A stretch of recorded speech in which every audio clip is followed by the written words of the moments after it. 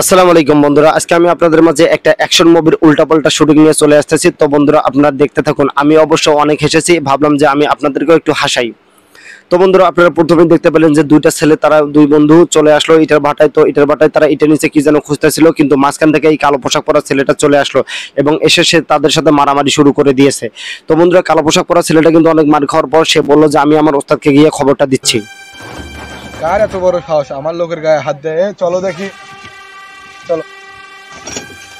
তো বন্ধুরা এই গুন্ডা দুইটা কিন্তু খুব সুন্দরভাবে গিটার সেটআপ নিয়ে চলে আসতেছে। তো আপনারা দেখতেই পাচ্ছেন এরা একটা কালা একটা ফর্সা। তো বোঝাই যাচ্ছে একটা হচ্ছে নাইজেরিয়ান, একটা হচ্ছে ইংল্যান্ডের। তো চলুন দেখা যাক যে এরা কি করতে পারে।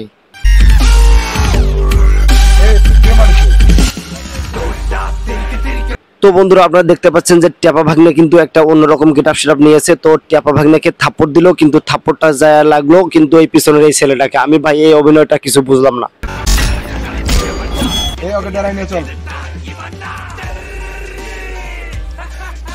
তো টেপা ভাগ্নে শোয়া ছিল একভাবে, কিন্তু সেখানে গিয়ে শোয়া থাকলো অন্যভাবে এবং সেখান থেকে তুলে তাকে উড়াধুরা থাপ্পড় দিচ্ছে। আমি বুঝলাম না ভাই টেপা ভাগ্নে আমার এত থাপ্পড় খাচ্ছে কেন।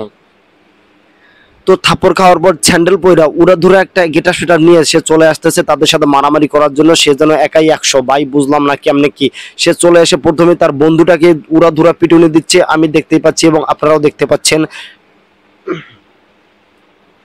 তো বন্ধুরা এইবার লম্বা দুইটা বুরুজ অর্থাৎ ইংল্যান্ডের এবং নাইজেরিয়ান দুইটা পোলার সাথে কিন্তু এ মারামারি করতেছে এবং এরা কিন্তু অত্যাধিক লেভেলের একটা শুটিং করে ফেলছে।